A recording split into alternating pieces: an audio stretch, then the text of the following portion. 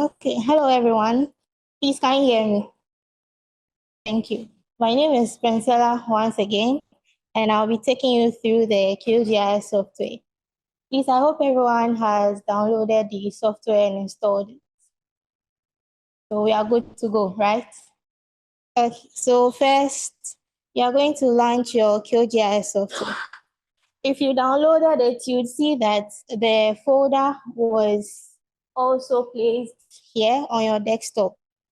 You can double click on that and open the QGIS desktop 3 the version you downloaded. Make sure it's the QGIS desktop you are opening.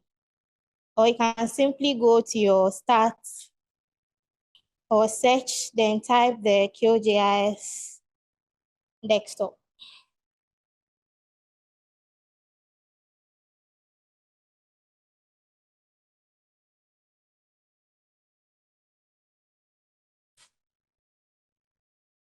So when you open the software, you should get something like this.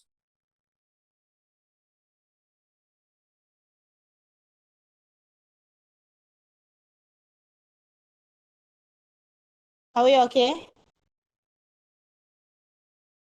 Okay, so when you open your software, if you are new to it, you will not see any recent projects. You will just see some new empty projects. So you can just double click on that.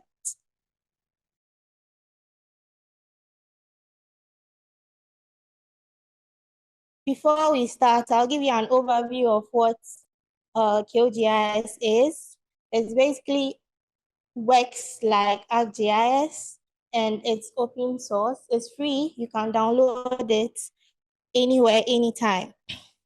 It's also used for data import and data export, map creation and visualization, just like the ArcGIS.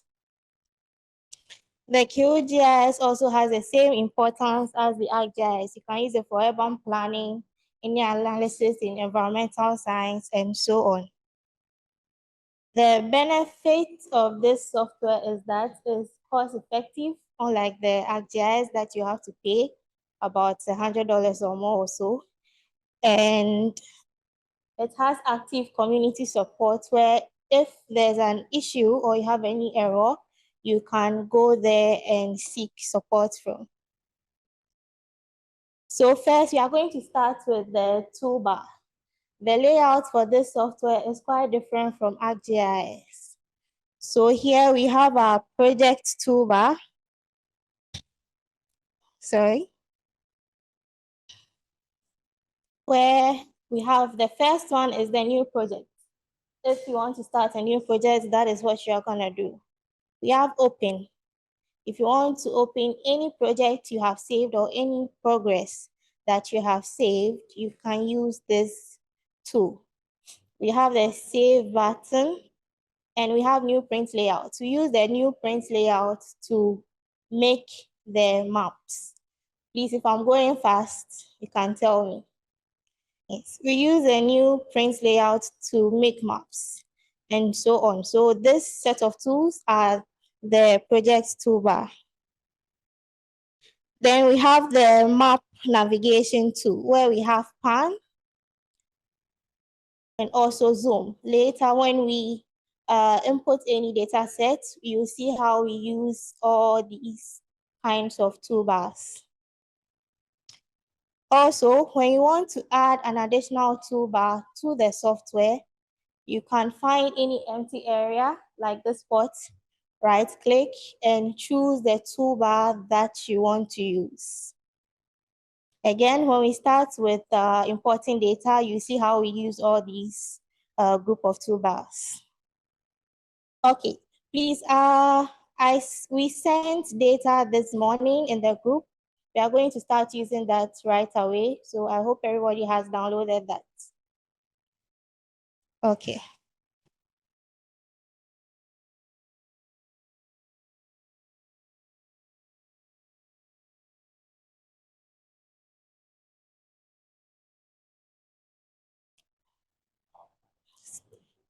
Please, yeah, this one. So please save this file to your desktop or anywhere that you are comfortable with. you should see these data sets.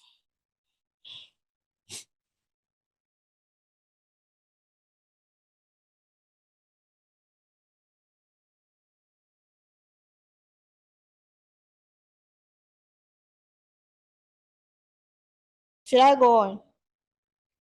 I should go on. Okay. All right. So first, we'll talk about vector and raster data. In GIS, we have vector data and raster data. For vector data, they are these points, lines, and polygons that you usually see on maps. And these data sets usually represent maybe location areas like schools, and you have line data that usually represents things like maybe rivers or railway. And we have polygon data sets that also usually represents boundaries, such as regional boundaries or district boundaries. So in order to load a vector data set, make sure that you have this toolbar here.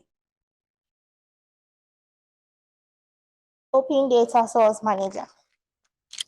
If you have that, we are going to click on that. Here you'd see browser. That's if you want to open your data set from here right away, and vector. Because we are working with vector data sets, we are going to use this option here to load in your vector data set. If you are loading in any other data set that is raster, CSV, and you use this option, it's not going to work. So if you have any Shapefile and even KML, you can use this to load in that vector data set. So once you are here, we'll click on these three dots, browse at the corner over there. We'll click on those three dots. And then locate our data set. I'm going to start with the administrative boundaries. So we open that and you make sure that you are choosing the shapefiles. If there are too many files, you can just come to this part and just select shapefile.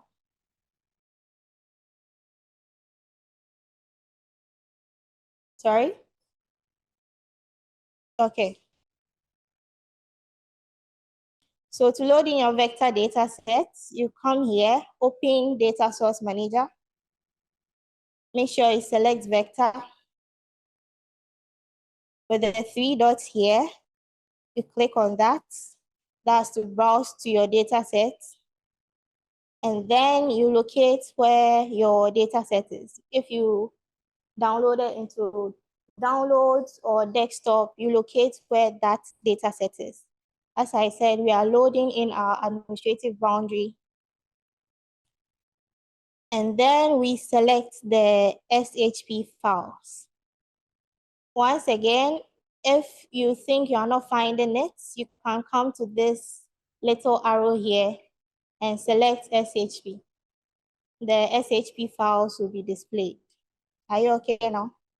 Okay. So we are going to select these two files. You can load it one after the other, or you can select everything. That's if you have a lot of data sets. You can select everything and load into the QGIS software. So we are going to select our district and special regions.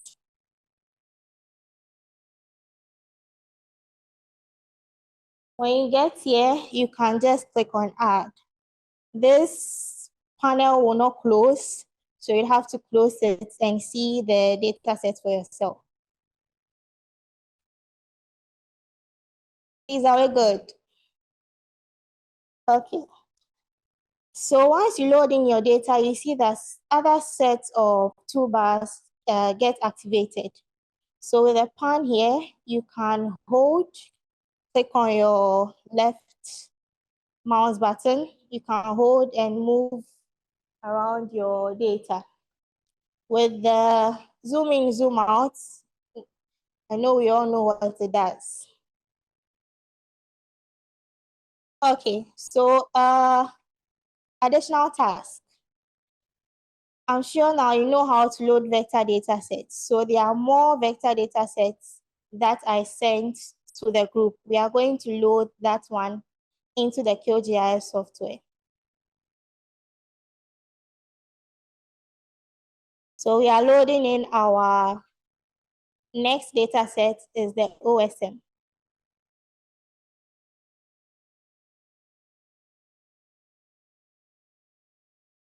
Select everything to your QGIS, then you add. On the left, you should see this layer manager. This is to control how you view your data set in QGIS. When it's ticked, it shows that your data set, as in you can see it. When you untick it, your data set, it's not visible anymore.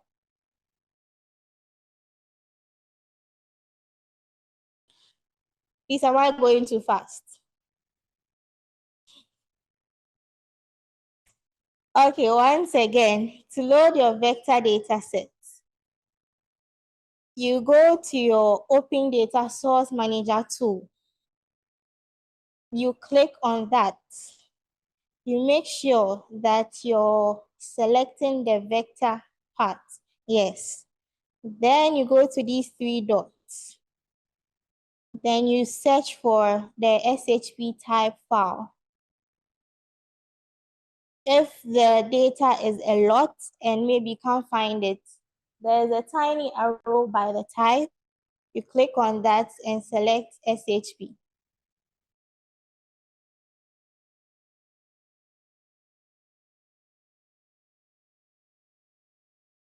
Are we good now?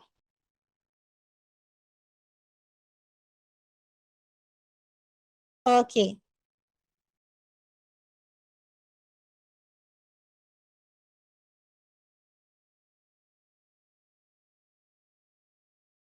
So this is what we call the polygon shapefile.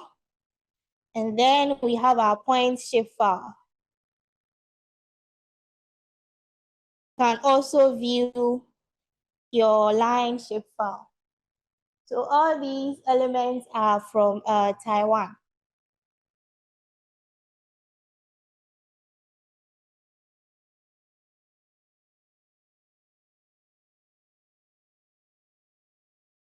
Okay, so please, I'm giving everyone 5 minutes. Sorry.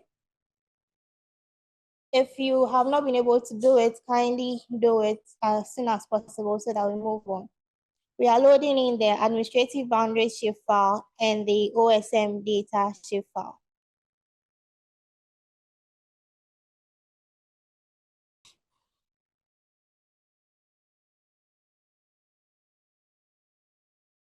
Are we okay or we are lost? Please, are you still lost? Yeah. So you can show if it will be visible or not. You can take one, take these ones. Yes. Yeah. Yeah. If you are not working with them, you can take them. Are you okay? Oh.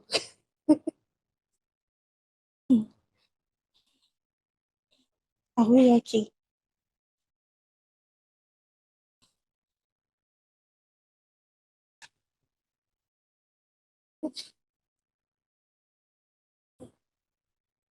Are we okay? Are we this one? This one? So we can come here.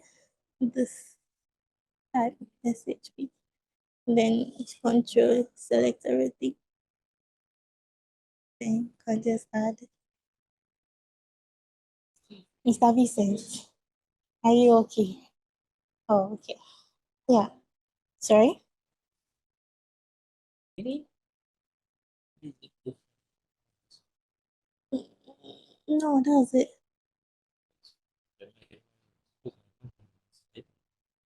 Yo. Oh no, it's depending on your computer, it just selects the color. Yeah, so that's how it is. It's okay, that's all. Yeah, you're not mistaken. You're on the right spot. Is that okay? Yeah.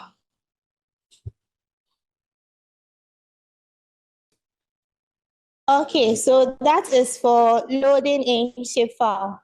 Next, we are going to load in our second vector data set, which is a KML file. It's also a type of vector data for GIS analysis. There are so many types of data sets, but we'll not explore all of it, just a few. So the same way for a KML file, go to vector, select these three dots. Now in the folder, you see TWM torrent sites. Are we seeing that? You see TWM torrent sites, KMZ, file type.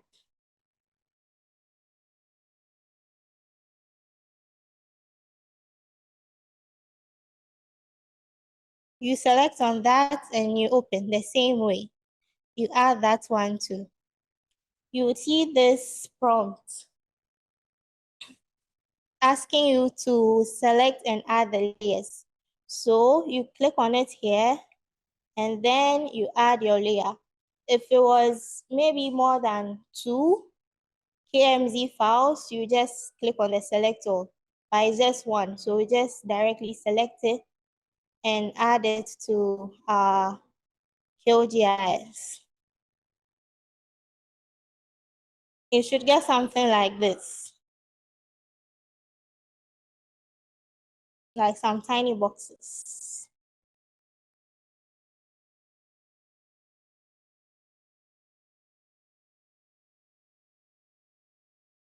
Okay.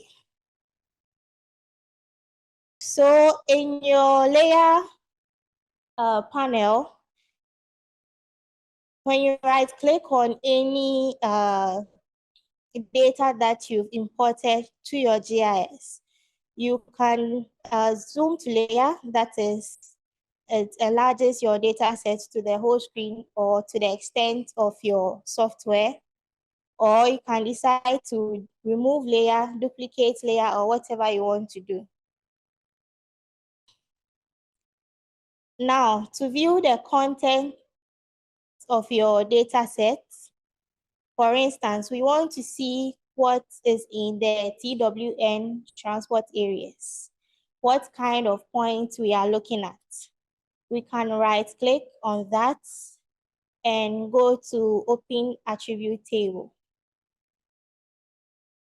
We want to view the content of our shapefile that we have imported into QGIS. So we right-click on the data we want and then open attribute table.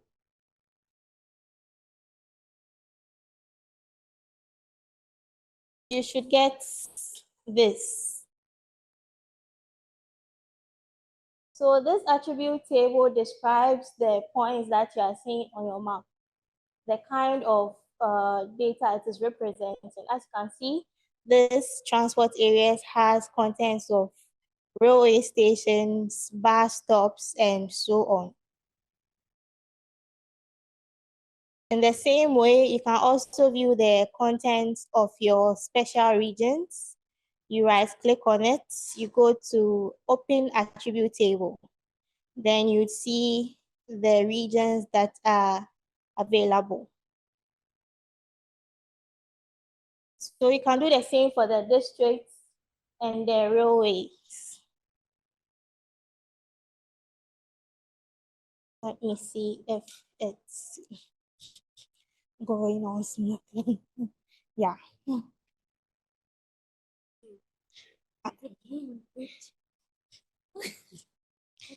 Yeah, we're finished. Don't worry, right now the data will not make sense, but as we move on, it will start making sense to you.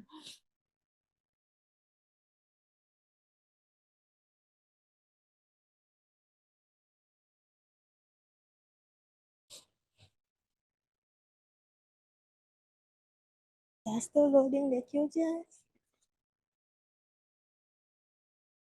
Oh, okay. Are you okay? Direct now. Oh. Please hold on. Are we okay?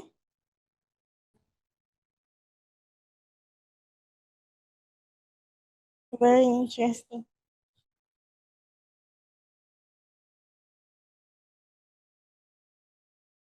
Okay, some people just what do you call it? Some people just started their QGIS. So we are going to go over importing the vector data set and also opening the attribute table again. I'm gonna select this.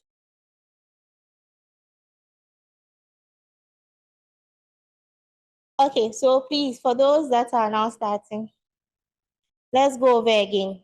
To open your vector data set, you locate your Open Data Source Manager. Then you go to this three dots, which says Browse. You search for your shapefile. You select everything and then you open. After selecting, then you add to your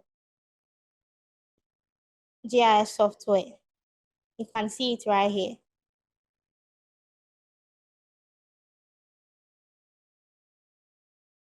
Next, we'll add the OSM datasets. So you go there, double click, open, search for your SHP files.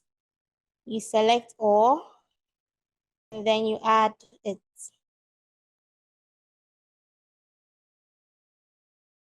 And the next was the KMZ file. The same process, you go to your browse, you select the tourist sites, and then you open it.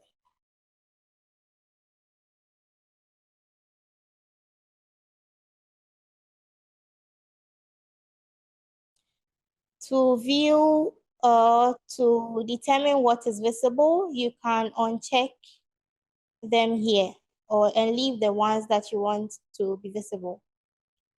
Okay, and also I said again that to view the contents of your data set, you right click on the data set. For instance, we are right clicking on transport areas, and then we select Open Attribute Table. You can see the features of what the data set contains. I hope we're okay now, so we are continuing. Okay, so we are going to add another form of data set, which is a CSV file. It's also a similar process. You open the data source manager, go to delimited text. We are loading a CSV file. So we go to our open data source manager, then we move to delimited text. A CSV file is similar to an Excel file. So let's say you have an Excel file full of maybe rainfall data set and you have coordinates and it's not in this form and you want to display it on a map. This is what we use. You first have to convert your Excel data set to CSV and then we load into QGIS. I've already done that for you, so I sent it as part of the data set for today. So you go to the limited text, that's a 1, 2, 3, 4, 5.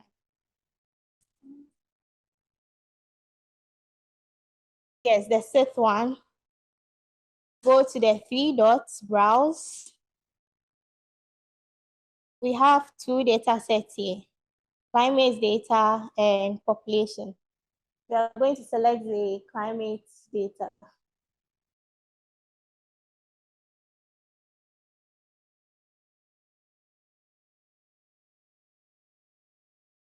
When you select your data, you can view parts of its contents here.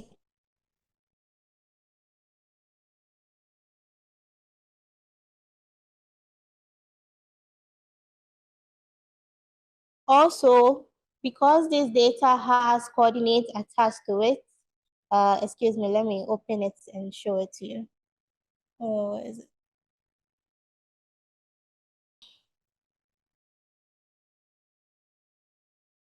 This is the data that we have that we are opening in the QGIS.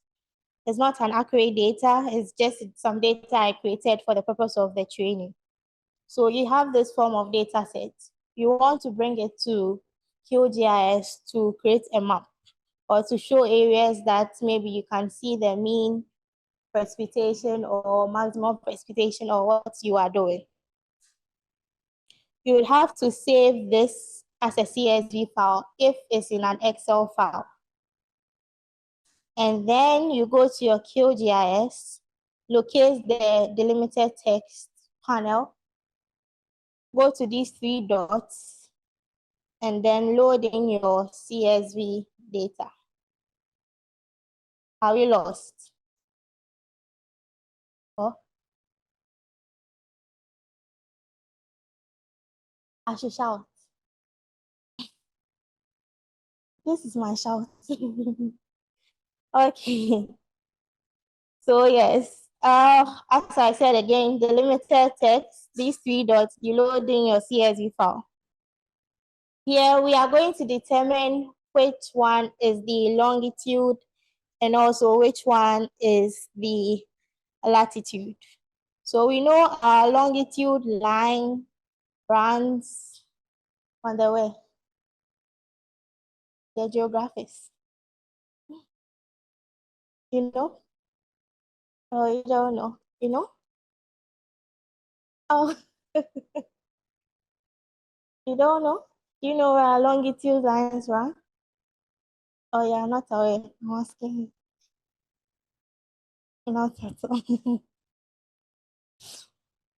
So we have our, can I use a chalk?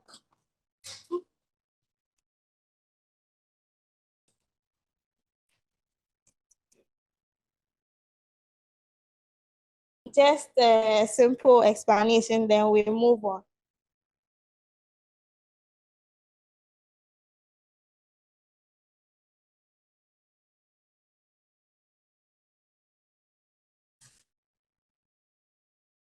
So we have our latitudes here.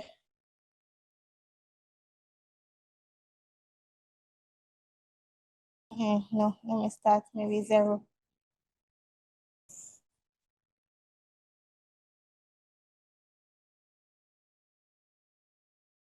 So we have our latitude lines that run from the north to south. Then our longitude lines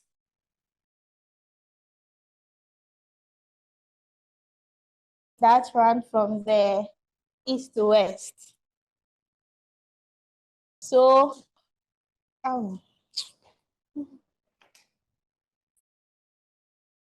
is on the quadrant. That's what it's called, right? We have here, that's the X, and the Y.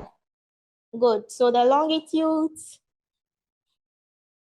and we are not confusing you.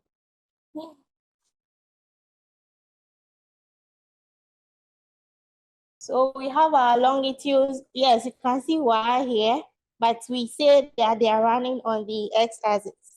Then the latitudes that run on the Y-axis. Are we okay? So that is what we use to describe coordinates on a map. We have longitudes and latitudes, especially for point coordinates. So when you have a CSV file that has those coordinates, you have to specify them in the QGIS. If maybe how it was typed in the datasets, for instance,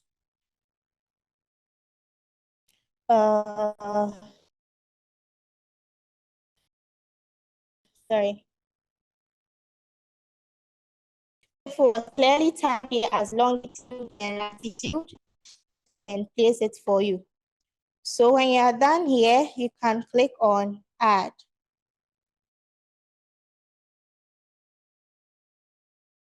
Oh, sorry. Sorry, one thing, you have to determine your CRS. This part here. You set it to project CRS, that's WGS 84.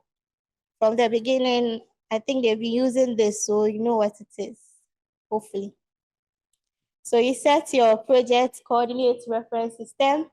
to the standard WGS84. Then you can add your data set. You should see your climate data set here on the map. Mine is red, yours might be a different color.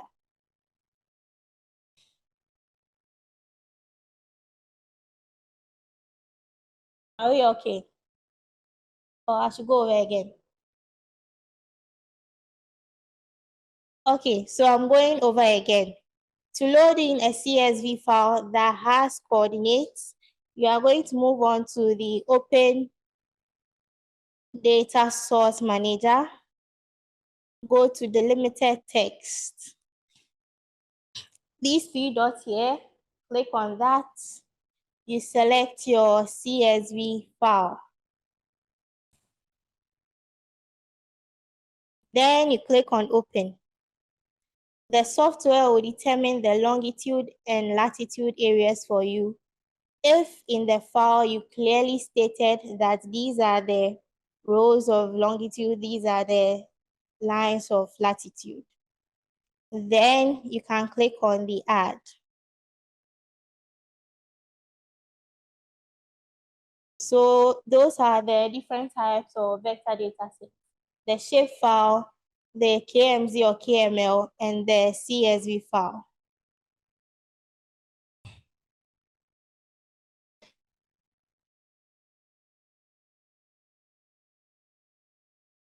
Okay, so we are going to move on to loading a raster data set.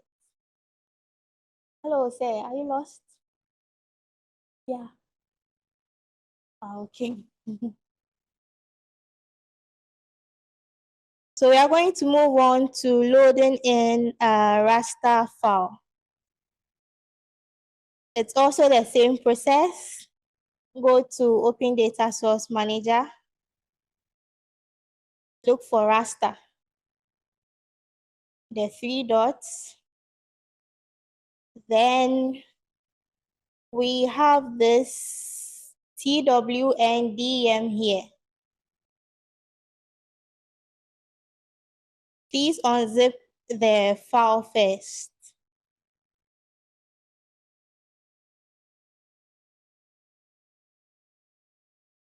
So unzip the TWNDM file.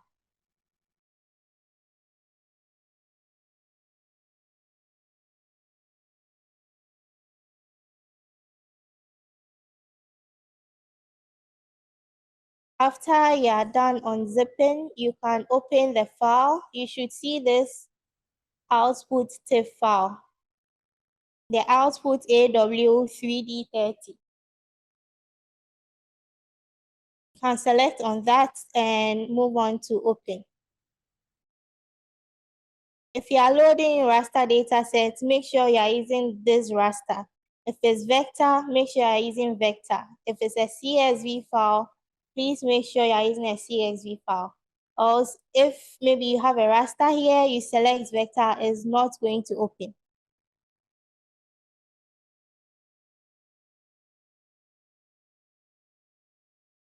So after loading your raster data, you can also click on Add.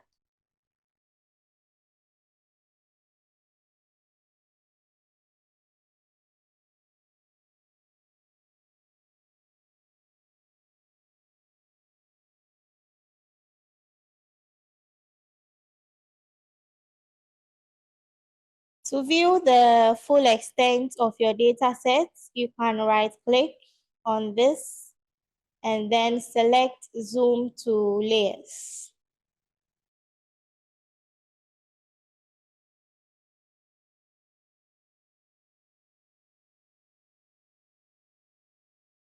Please, I'm going over one more time.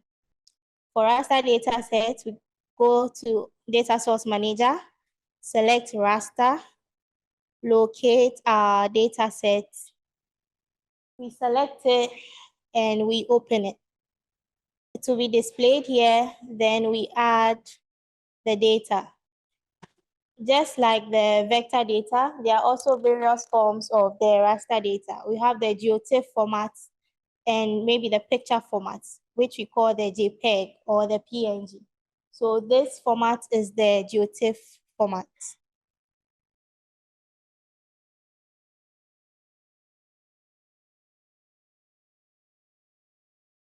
Okay, so that is for importing vector dataset and raster dataset. Now let's go to our storage sites. We noticed that when we loaded those storage sites, you can uncheck the rest of the layers and activate just the TWN storage sites. We noticed that the storage sites appeared as tiny boxes. So in order to view it in a point format, you would right-click here on the torrent site, go to export. We want the torrent site KMZ to appear as a point where we can work with it. So we are going to right-click on the torrent site, go to export here.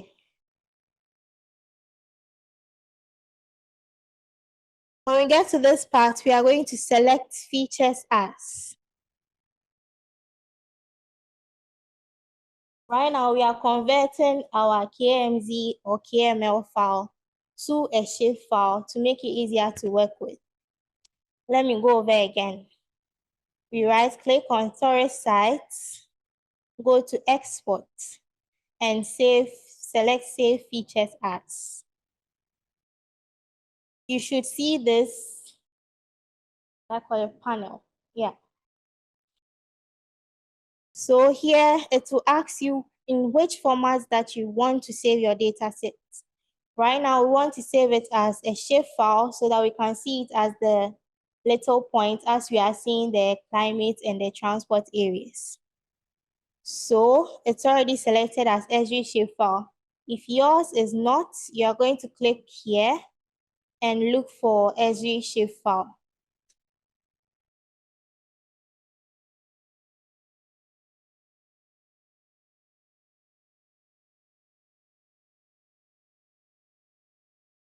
When you are done, you go to File Name.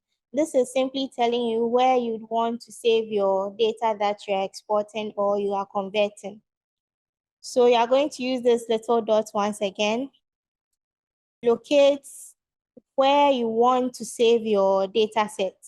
So I'm going to create a folder. If you've already created a folder for this practice, you can just save it into it.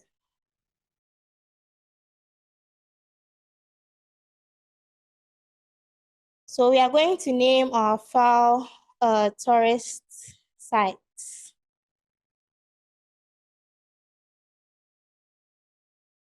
Make sure that you are saving it as an Esri shapefile.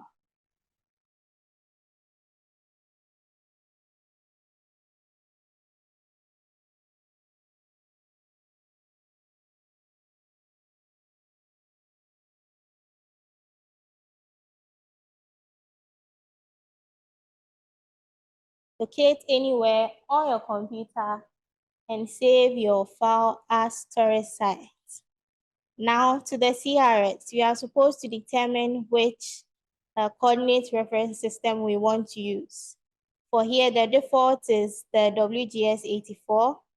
Mine is already selected as that. If yours is not, you can change it to WGS 84.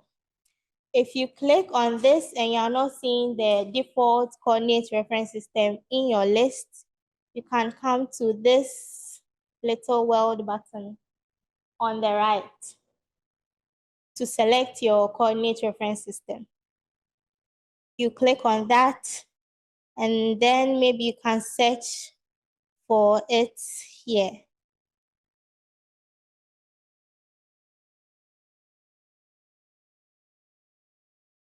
So I'm gonna select WGS 84 and click on OK. So when you are done here, you can go ahead and click on OK. This one also says whether you want to add what you are converting to your map or you don't want to. We want to add it to our map, so we are going to leave it as it is. If you don't want to, you can check it off. But we are adding it to our map, so check it. Then we click on OK. You would see that the tourist sites have now changed to a points data format, just like the other points data sets. So now you can work with this points data.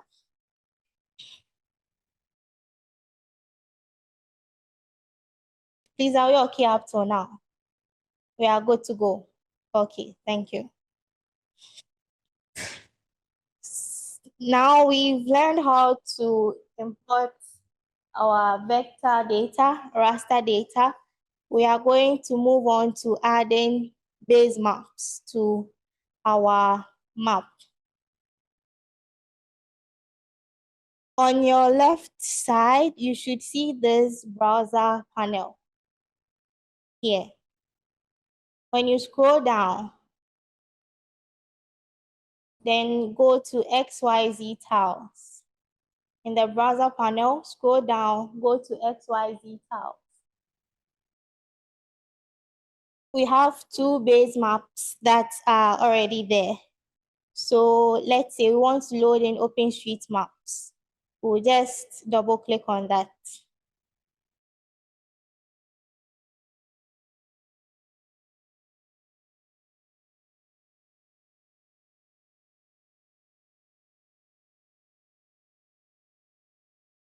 So for all this, a very simple way to load the data is to just drag and drop. All the plenty things I've said. If you want to simply load data sets, you can just, excuse me.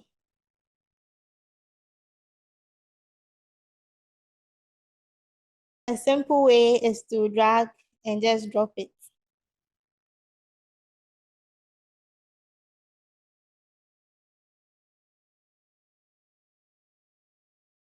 Okay, so let's move on. Adding the base map. We go to browser, XYZ tiles, then we select OpenStreetMap. That's another simple way of adding the base map. Another way also is to use the QGIS plugins.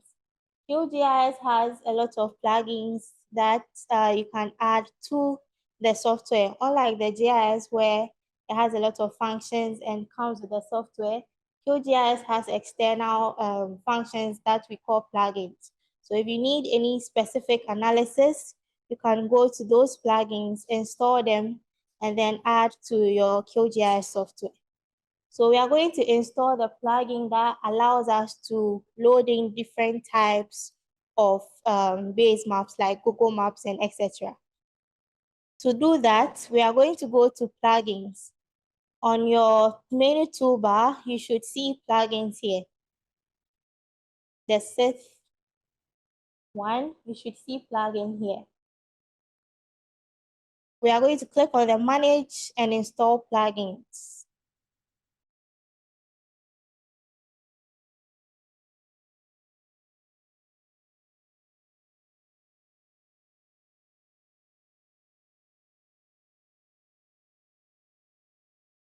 So the plugin that allow us to see and load in different types of base map is called the Quick Map Services. So we are going to search for the Quick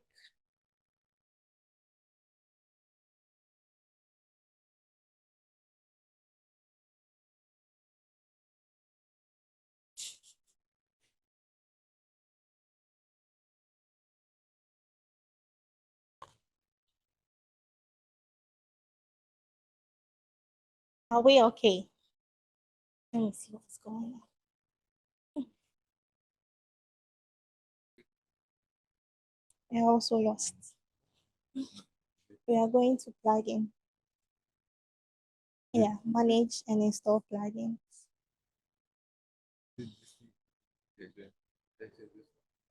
Yeah, it's connecting. So if you have internet connection, you're good to go.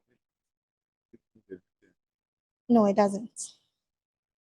Just a good internet connection. You're good to go, right? Open street map. I think you got what you got. Map you show. That means your internet is slow, so it's still loading. Yeah. As long as it can, that's fine. But if your internet is slow, it's still gonna.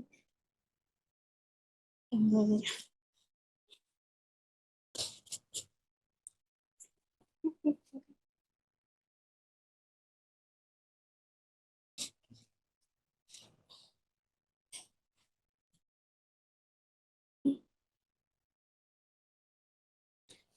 Most of us are on track, so let's move on.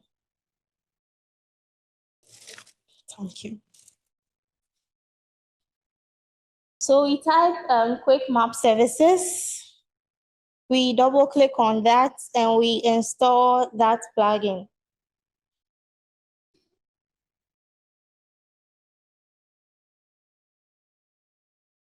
If your internet is very fast, it should be done in any second. When you are done, you can close it.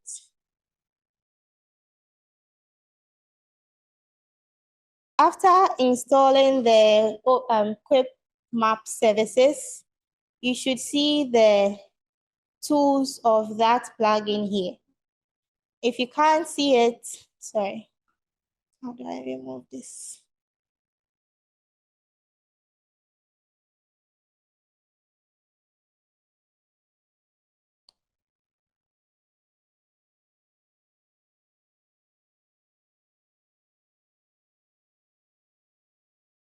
If you can't see it, you go to web, you see the quick map services here. So here you can see the OSM that you loaded earlier, which is already here, also there. If you want a base map, such as maybe Google Maps, you can come to the search quick map services. It's already open here.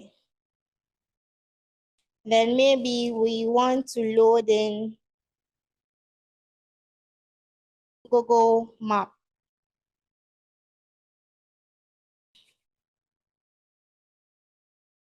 Internet is slow.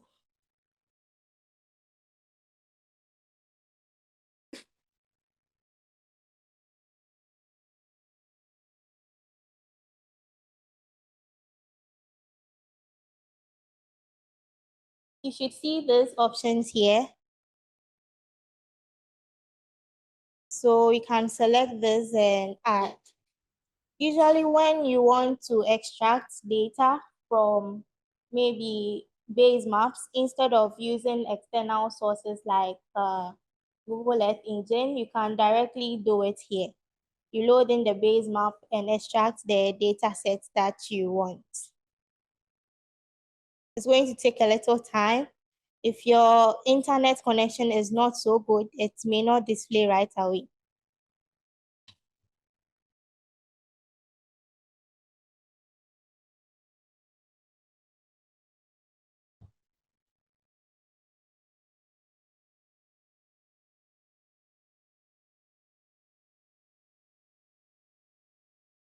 Okay, so that's it. I'll go over once again. To install the plugin for adding different base maps, we go to plugins, manage and install plugin. Type the plugin you are looking for, that's the quick map services. You install it here, you close it. If you are not able to find the plugin we installed just now, you go to web and then locate the quick map services here. So that's it for also adding base maps. Now we are going to move on to doing some vector analysis. There are quite a few analyses when it comes to vector data. We have analysis tools, geoprocessing, geometry, and research. We'll go over a few, and then in your free time, you can explore the rest. So first, we are going to extract maybe a district or a region from the group of data sets that we have. So we have TWN district. Zoom to layers. You can right click and do that. When we open our attribute table, we see different types of districts. That is under the name _2. Assuming we are working on maybe a particular, let's say, town or city or something, and we want to work with that just one polygon, not the whole set of polygons. So let's work with maybe type A. We want to extract this type A from this whole data set, just this single polygon from this whole data set. You can simply select the district from the group of data sets. You see it highlighted here. Or if you know where your polygon is located, we can use this selection tool. There are some 4 yellow tools on top there. Call them the selection toolbar. You can click on the select feature by area or single click. If you know where or what you want to extract, you can just click on that and select the area.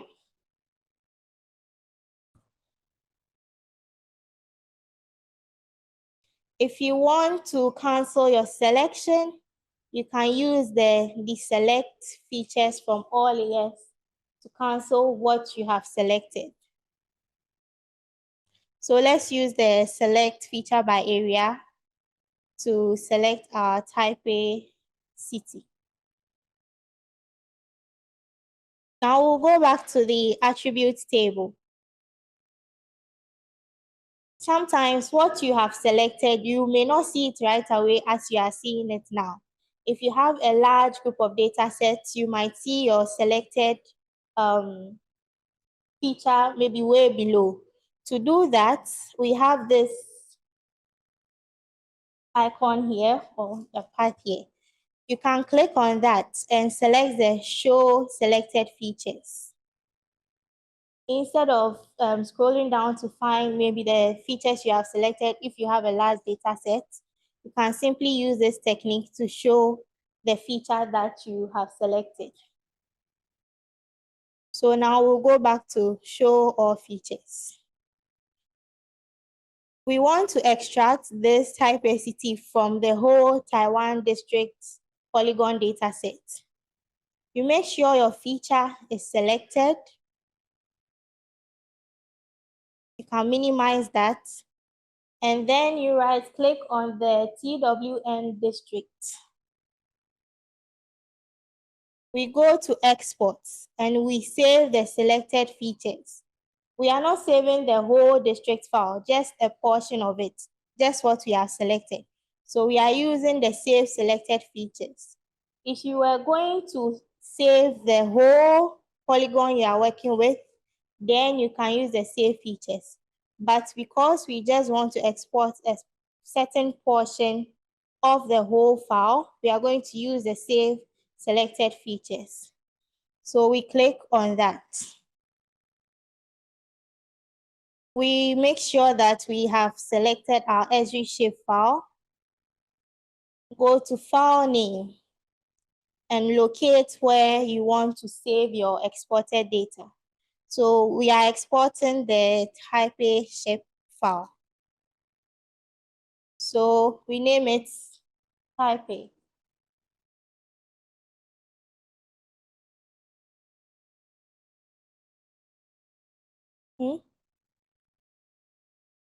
You send a mail.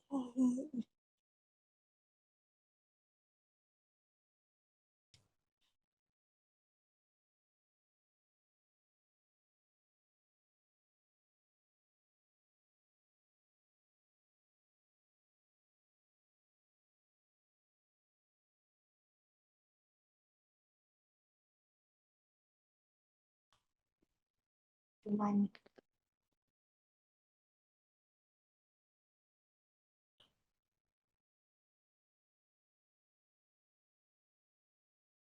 Oh, hold on, let me check something.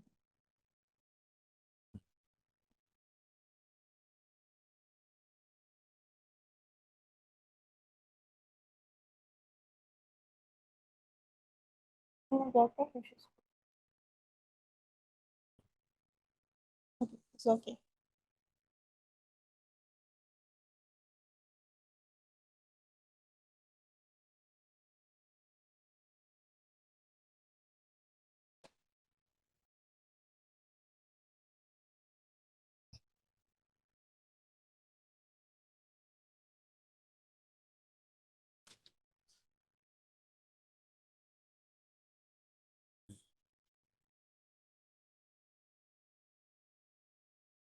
Okay, so we move, sorry, yeah, we are naming our exported data and we are naming it as type a shapefile. So we click where we want to save it, type in the name as the file name, then we click on save. I should zoom in. Where do I even?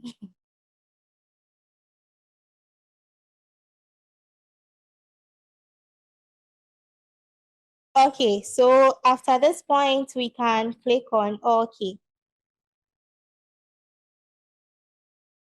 We can see that our extracted data set has been given a different color. Now, if you uncheck the whole district polygon shapefile, you'd see just the type A left. If you don't see that, then you did something wrong. So I'm going over once again.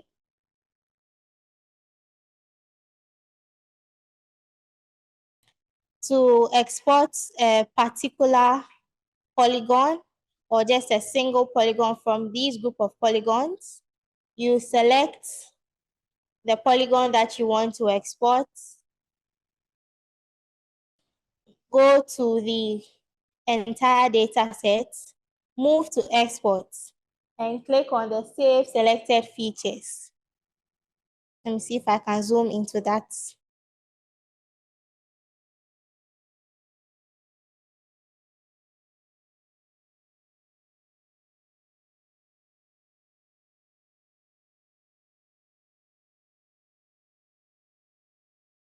This your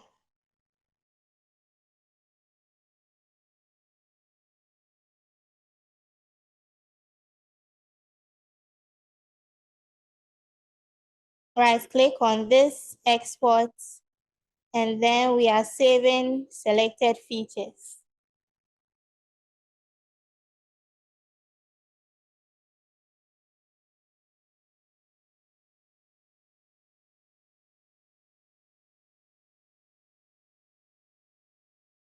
We come to file name here. We give our selected feature the name. This is the name we give it.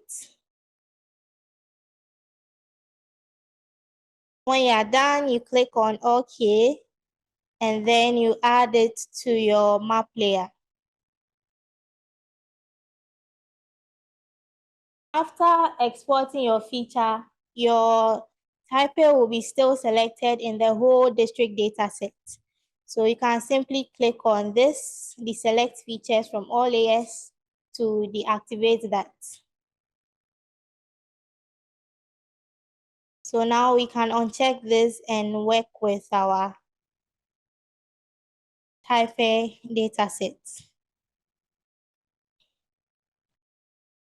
Now, when we move to, let's say we are selecting transport areas. When you are also working, kindly hold your polygon data and drag it down such that you can see the line and the points data sets clearly because they are smaller. If your polygon data is way at the top, usually it will cover some areas of the point and line features. So let's say we have our type A district here, and we have our transport areas. We want to know how many points or transport areas that are within the boundary of the type district. We can do this by simply clipping the feature or the point features to the polygon, or we can just simply use the count point in a polygon feature to do this. So we are going to do all the two. We are going to start with the count points in a polygon. So for this,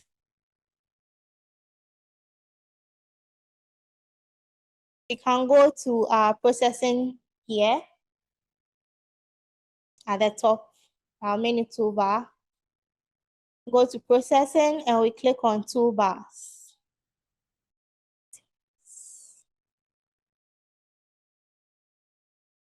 This is how your processing toolbar should look like. Go to the top, click on processing and open toolbar. Now we are going to type in count points in a polygon. You should see this, count points in a polygon.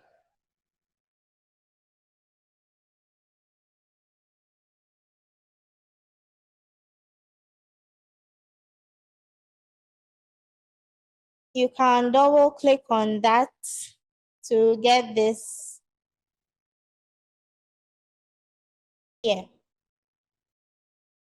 So the polygon we are going to select for this analysis is our type district. Then our point will be our transport areas. After here, it's a very simple step. You can leave anything as default and simply click on the run.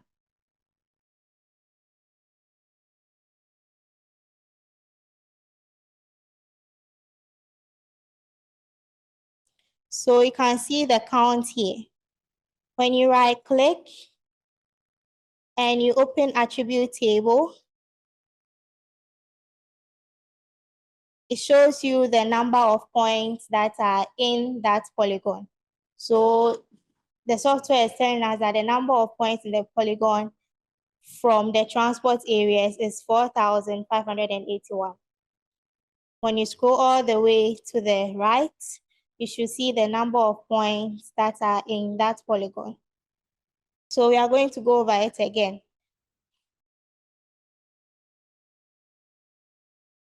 We want to know the number of points in our type A polygon. That's the transport areas in our type A polygon. You go to processing, select the toolbar. In the search of the toolbar, you can type in count points in polygon. You double click on that. You are going to select your polygon feature, which is the type A, then the points feature, which is the transport areas. We want to know the number of transport areas in our little district. After that, we can click on run. It will create another polygon feature here. You right click on it, go to open attribute table, scroll all the way to the right to see the number of points in that polygon. I believe we are all getting 4,580. Okay. So that's one way.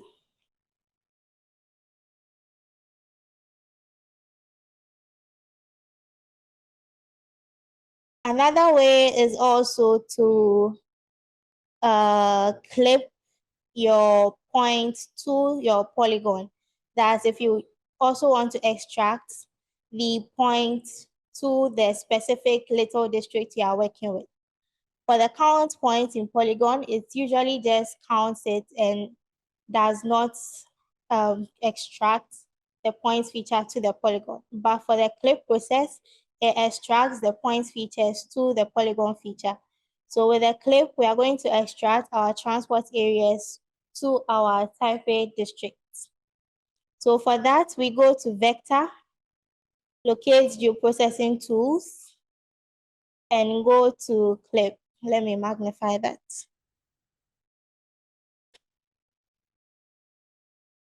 So we want to clip our point features to our polygon feature, that is the transport areas to our type district. We go to Vector here and go to the mini toolbar, go to Vector, Geoprocessing Tool, then you see Clip.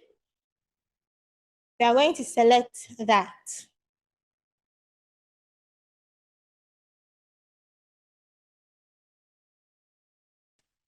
So when you select the clip, this is what you have here.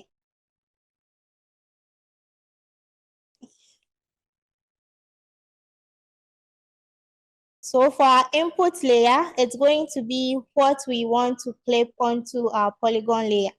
So we are working with our transport areas.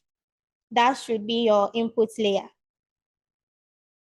And then your output layer should be your district.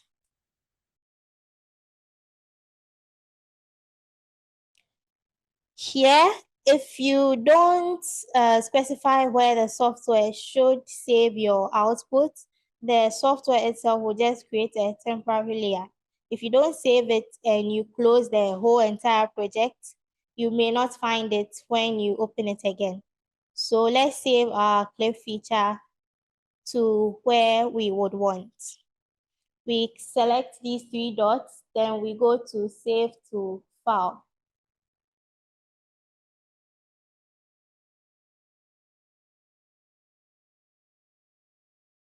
So let's type it as transport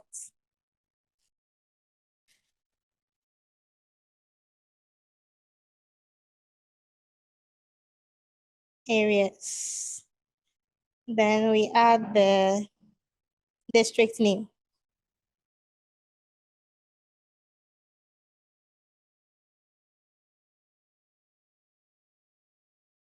You should see this. So when you uncheck the whole entire transport area, you should see the ones for the type district remaining.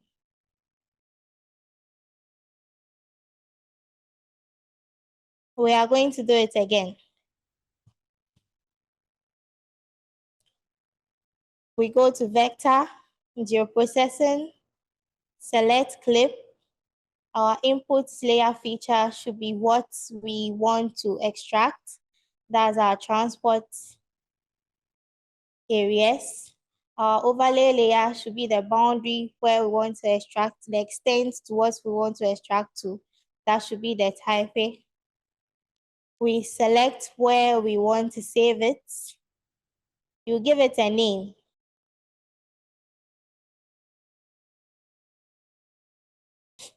So I give it this name, the transport areas plus the district name. And then I selected save. After that, you select on the run. This was the entire data set. Sorry. This was the entire data set, but to the boundary of the type district, you should just be left with this.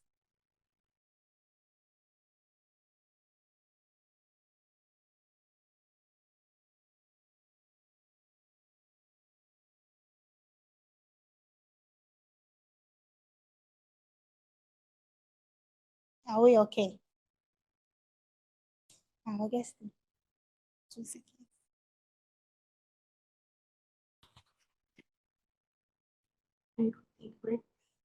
Yeah.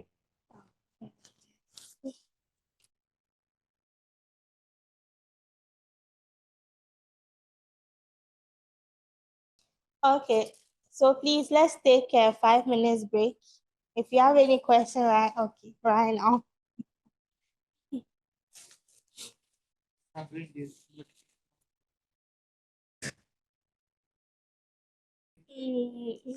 this transport areas, we save to file. You save the task code, kindly type the code.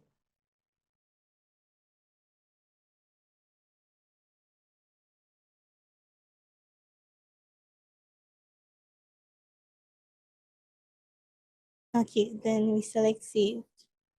After that, you just click on run. So that's just it. These are the new ones. Bring it here and you can check out.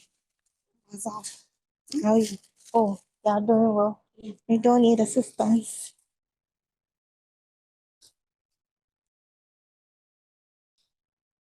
Your friend is doing great.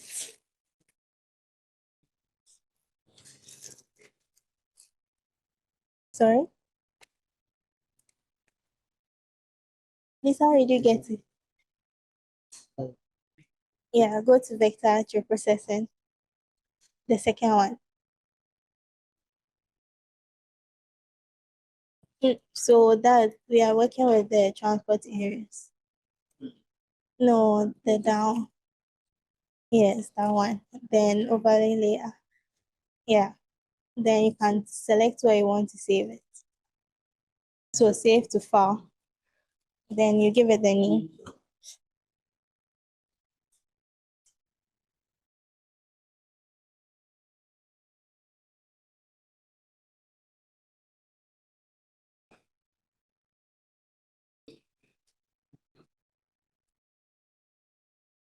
Yeah, run. So you can move it. Because it's a point layer, these polygons are blocking it. So move it to the top. Yeah, you select, hold it, and drag it to the top. Oh no, it's not working at all.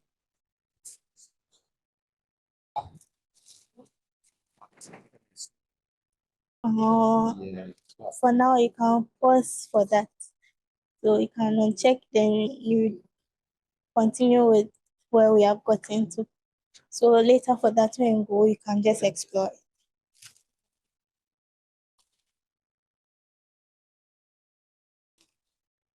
Are we good? Are we okay? Oh.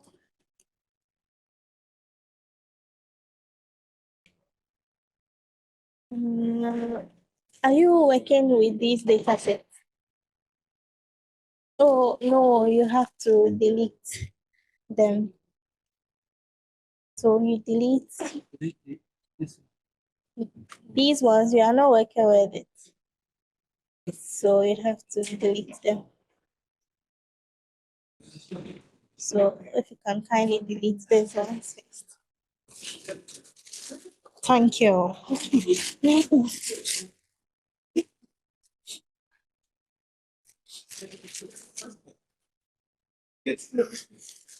Okay. Oh, my knees.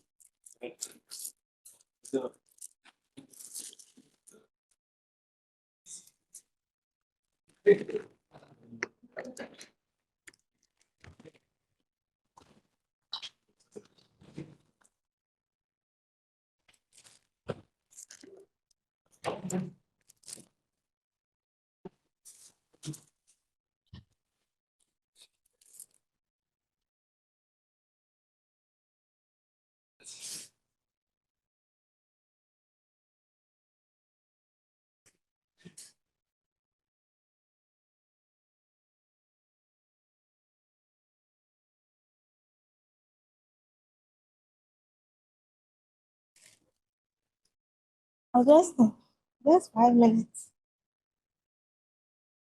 Hello,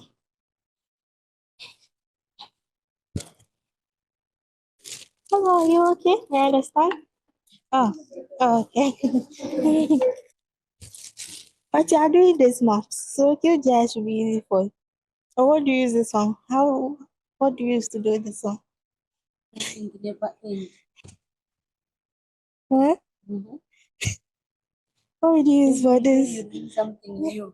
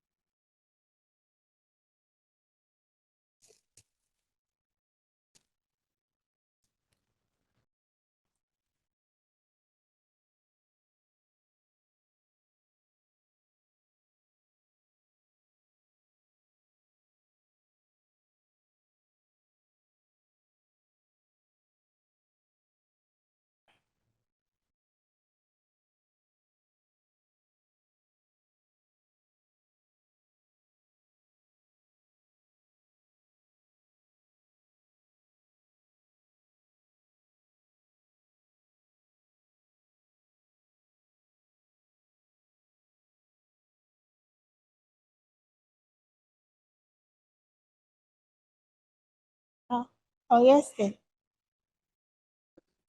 Yeah. 5 minutes over.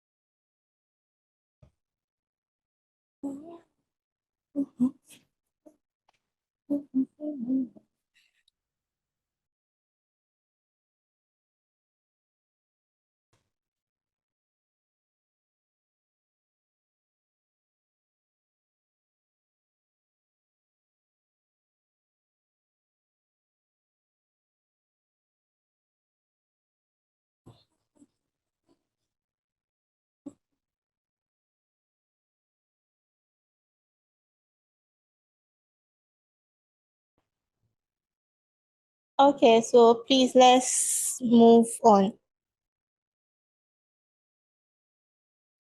So we have been able to use the clip tool and also count points in a polygon to determine and also extract a point feature to our polygon feature. Now we are going to use the geometry tool, just one or two of them, to also do some analysis on our vector data set. So for this, we are going to, let's say, we want to know the area of our polygon, that's the type of district that we have here. So we want to either calculate the area or the perimeter of this polygon.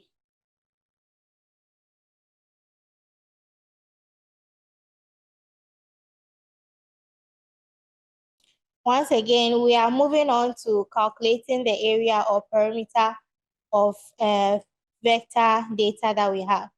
And we are going to calculate the area of our type district. To do this, there are two options.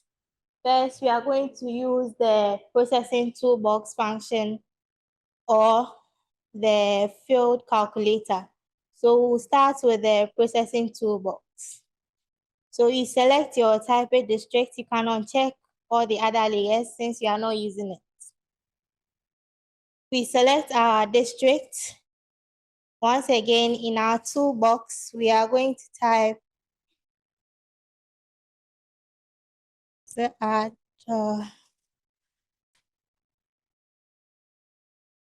are going to type add geometry attributes.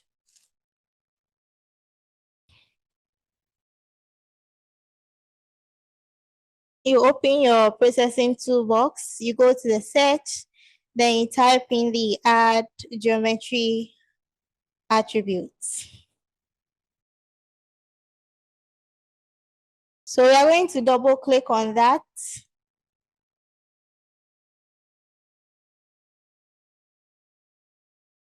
It's a very simple process.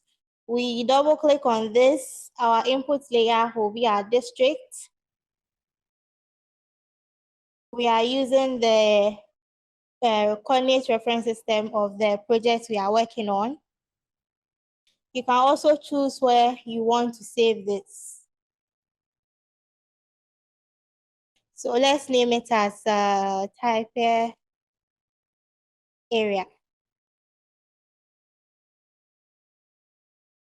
/ perimeter.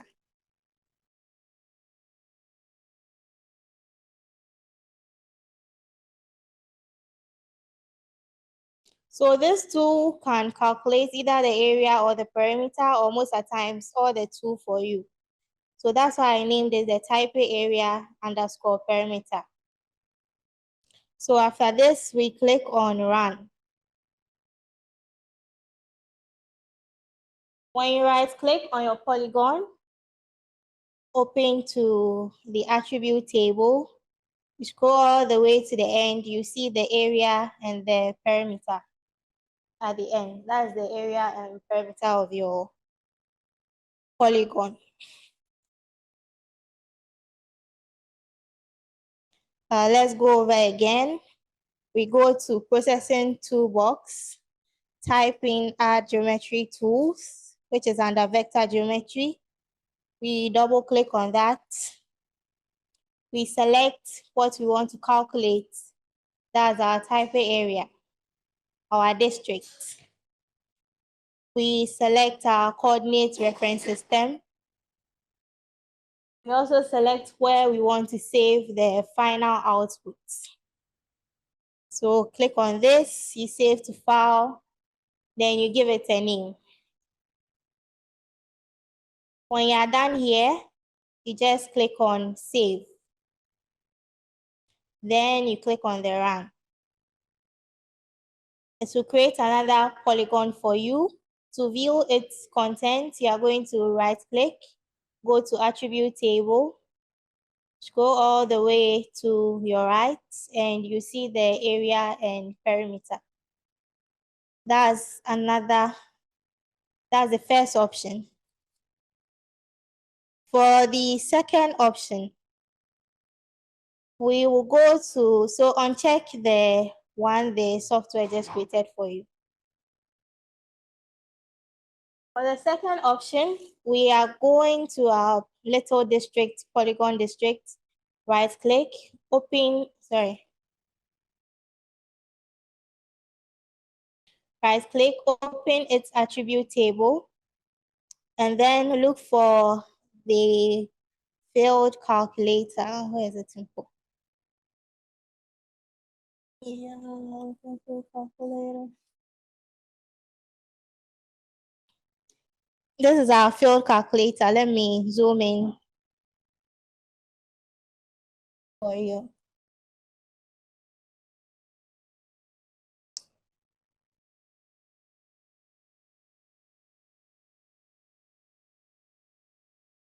This little abacus. Oh, yes.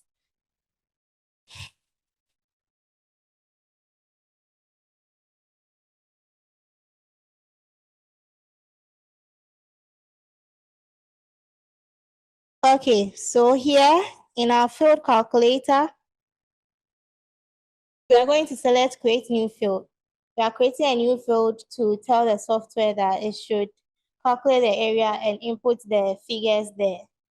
So our new field will be called area. Let's use small letters. Then for this, we are going to select the decimal number.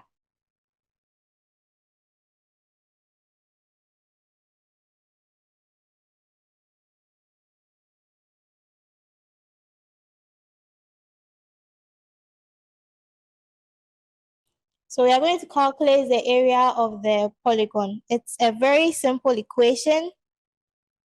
We type in area, then brackets, the little dollar sign, then geometry.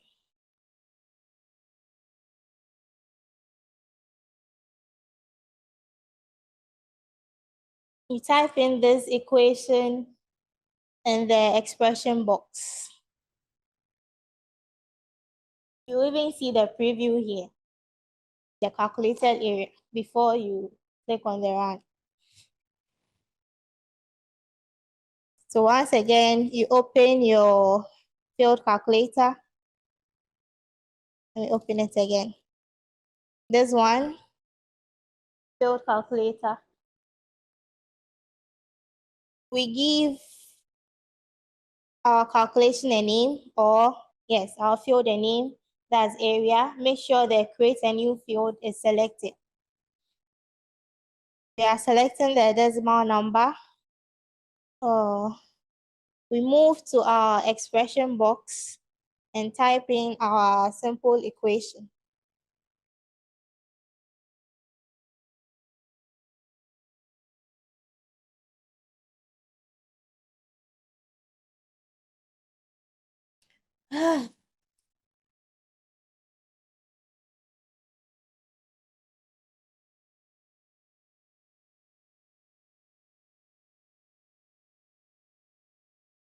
We'll see the preview here.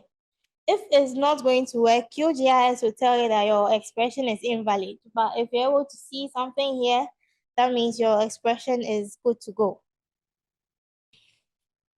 After that, you can click on apply and then OK. So,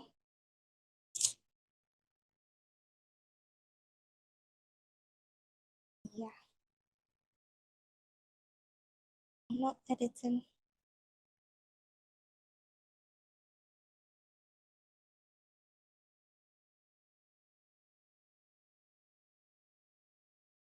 Okay. Where is it?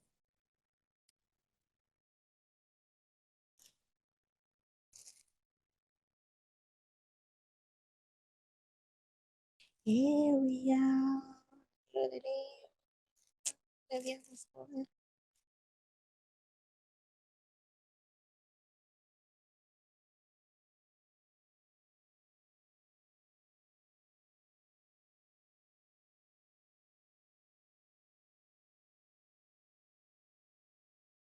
Yeah, as you can see, as I was saying, if your expression is not correct, the software will give you an alert.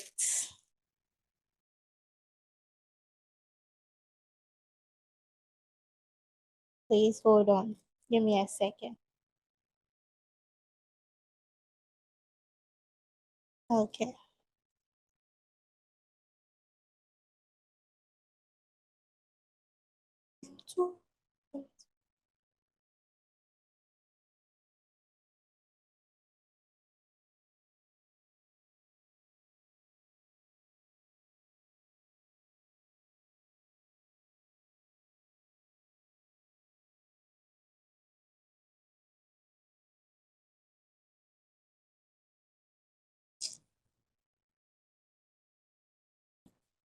So our area, it's here.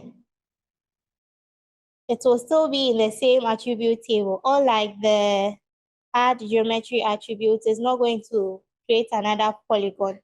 It will be in the same attribute table. You're not seeing it.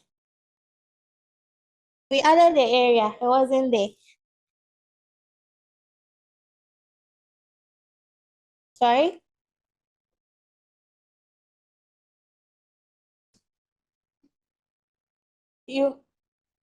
Oh, no. It was saying could not add, but it was already added.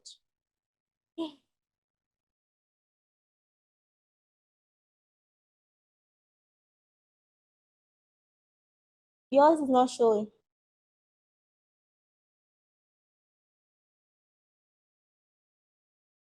I'm confused. I'm coming. Sorry?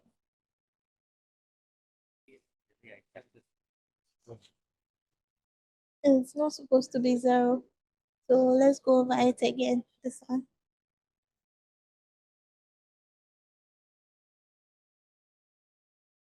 Yeah, so give the area another name. So maybe area M3 or something.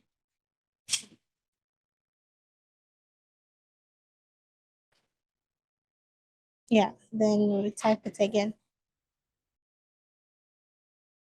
Bracket.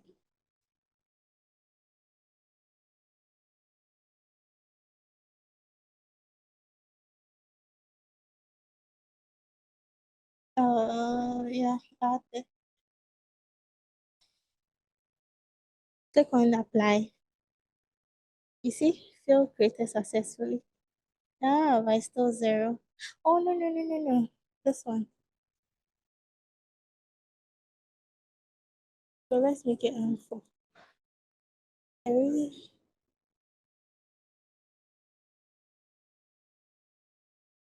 uh, yeah,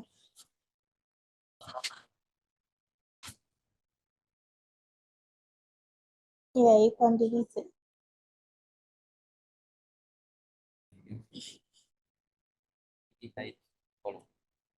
Mm.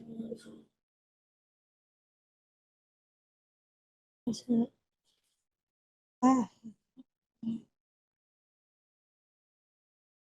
yes, okay.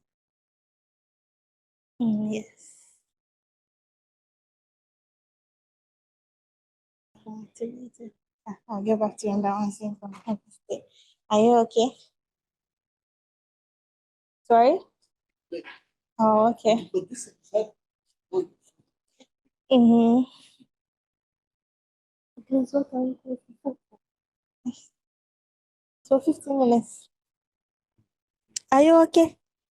Recent. Are you seeing what you are seeing? Oh, sorry.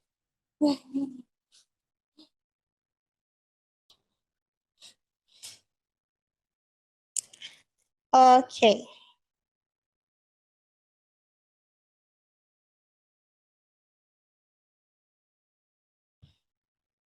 Please, are we okay with vector analysis?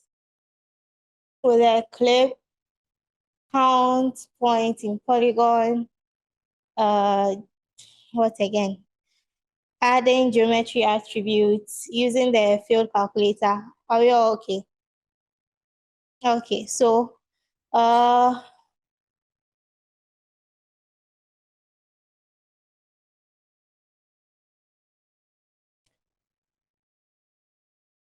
so the vector analysis tools are many. Depending on what you are working on, you'd have to learn the rest to use them.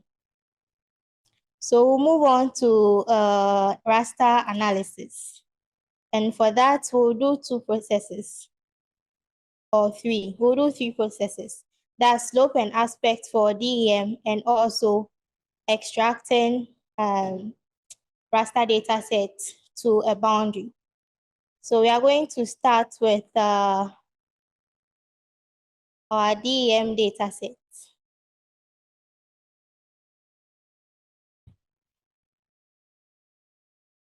Please, we all have this loaded, right? Okay, so this is our DEM data set. It's very, very large. Assuming we just want the portion where our type district is located, we are going to do something we call extract by extent or extract by mass.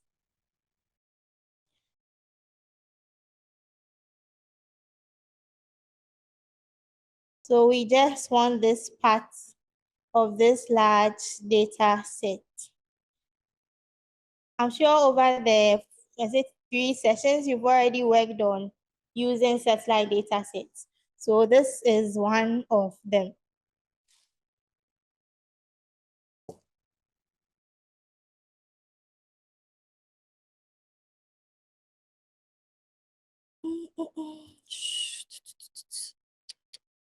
Give me a second.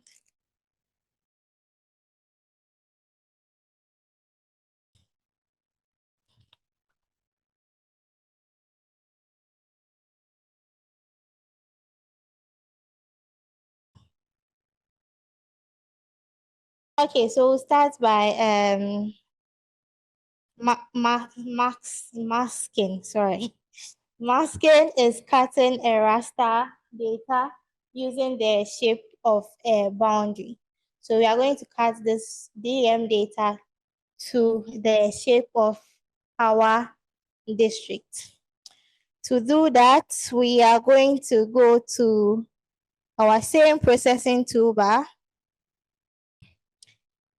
look for clip raster by extent.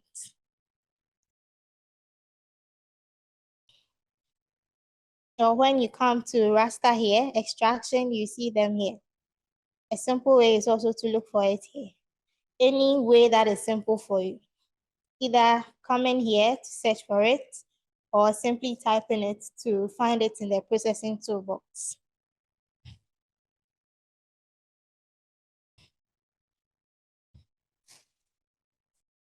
So we are going to double click on clip raster by extents.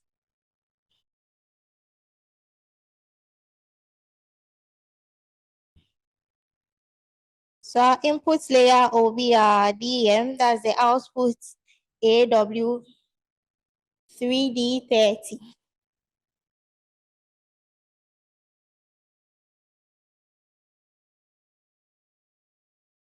Our clipping extent will be this area that we have here. So yes, the difference between these two is max layer is to the boundary of your polygon, whilst by extent gives you more of a maybe rectangular or square shape.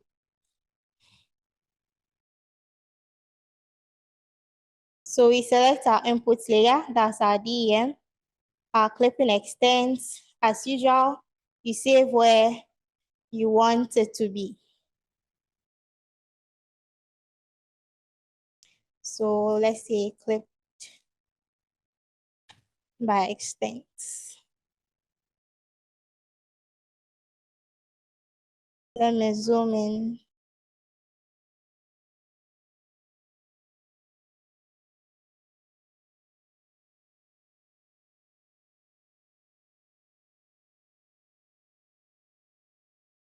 This is the name we are giving our file, clip by extents. Let's make it shorter.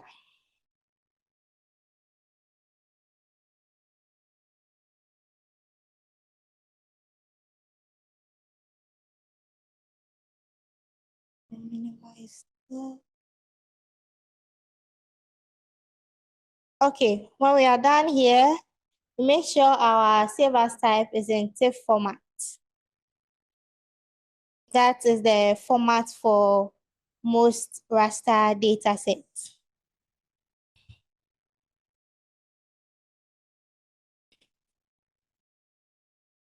When we are done, we can select our run.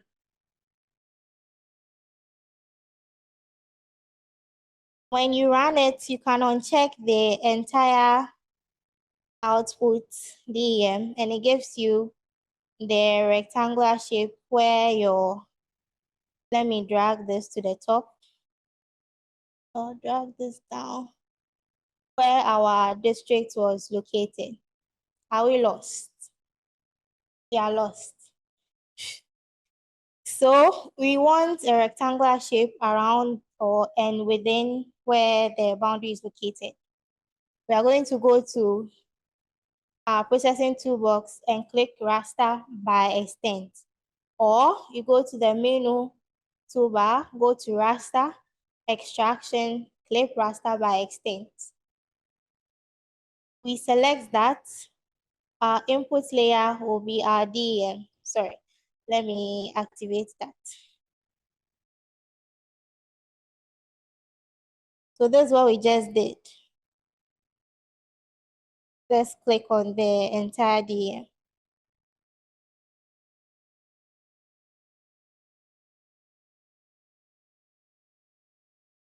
Why is this thing disturbing me?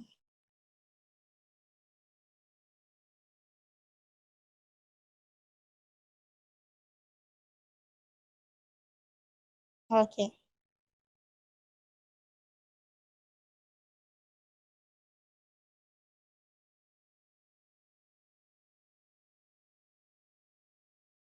So we go to raster, extraction. We are starting with clip raster by extent. That is the extent of this map layer around this little boundary.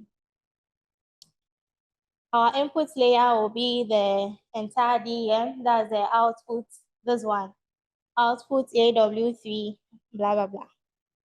And then the clipping extent. You can simply select this. When you select this, it sets the extents to this whole map canvas. And then you select where you want to save it. Are you still lost? Okay. You select where you want to save it. We save it to file. Then you type in the name here. I named the clip by extent.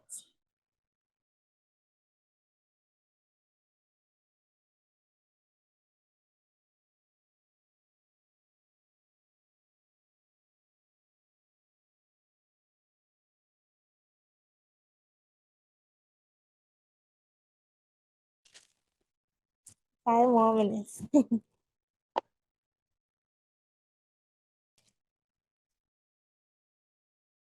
Okay, so when you're done, you save it, then you click on run. You should be left with the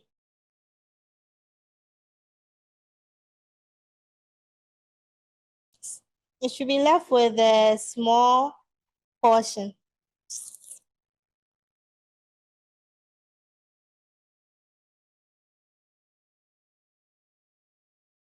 You should be left with this small portion of the DEM. That's for the clip raster by extent. It gives you a more rectangular shape. But if you want the exact shape of, let's say, the district boundary, that's this, that's where we use the clip raster by mask layer. So for that, our input will still be our entire DM data set. Our layer will be our district. Then we set it to our project CRS, coordinate reference system. This is very optional, but you can also set it. And then you run. It's the same similar process as the first one.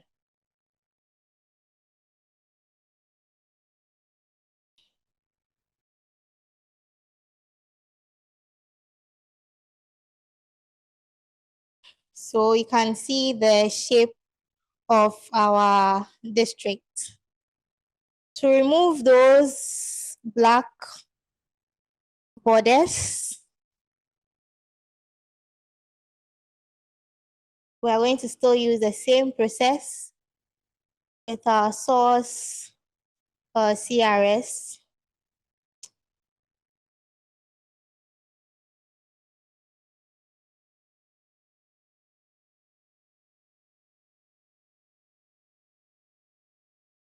Then there's assigned a specific no data value to output bands.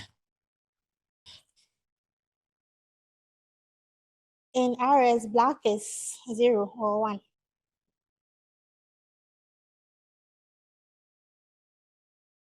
No answer to the question.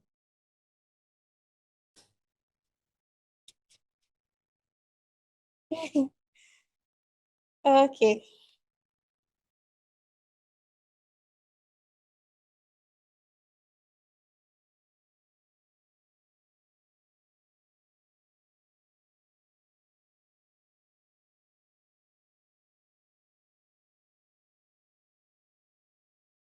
Are we okay up to this point? Or we are still lost? Okay, let me go over one last time. So we want the DEM to be the boundary of our district. We are going to select the click raster by max layer. We select our DEM, that's the main DEM that we imported. Then our max layer will be our district. Let me zoom in.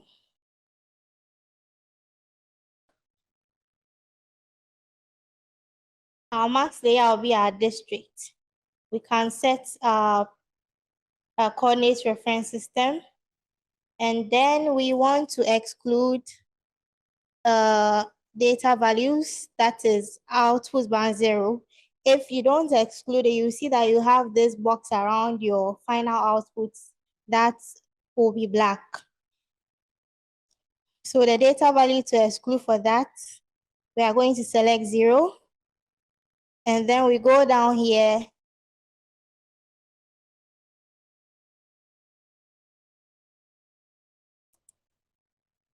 and click on our run.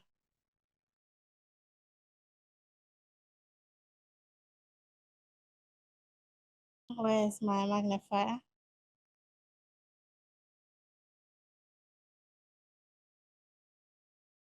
This should be your final output.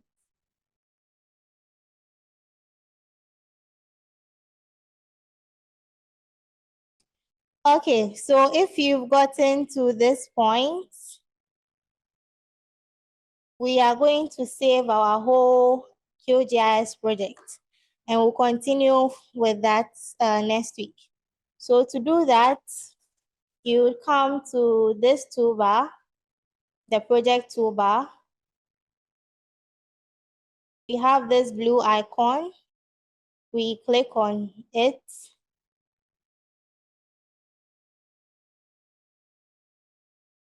Then you can save your QGIS as maybe day 1 or something. Yeah. So please save your QGIS project. We'll continue from that same project. Yeah, so please, that will be it for today. I'll share a file with you where I have all the steps you can practice during your free time. So next week, we'll continue with map creation and simple analysis concerning maybe rainfall and temperature next week. So kindly master these ones for the next session. Thank you.